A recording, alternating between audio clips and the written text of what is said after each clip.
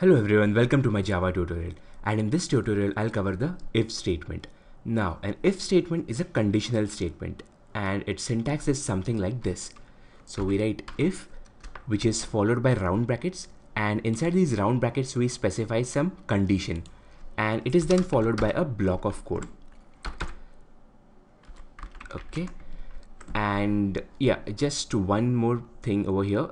This is the way you comment any statement in Java. Okay, so just keep that in mind.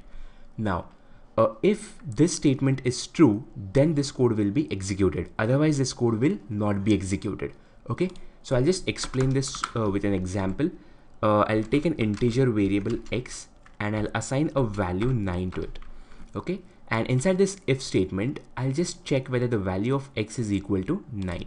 So for doing that I'll have to write x if x is equal to 9, and just observe over here I've used the double equal to operator, because if it is a single equal to, then it means that I am assigning a value.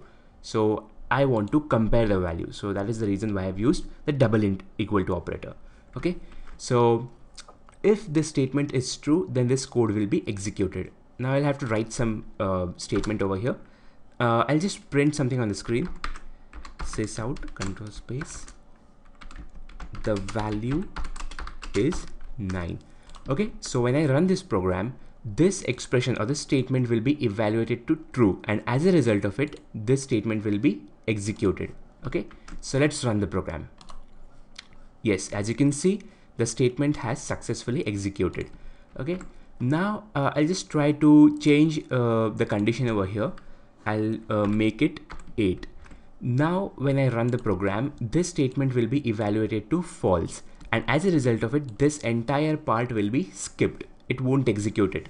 Okay, so after coming here, it will get the evaluate the statement to false, and directly it will come outside the blocks.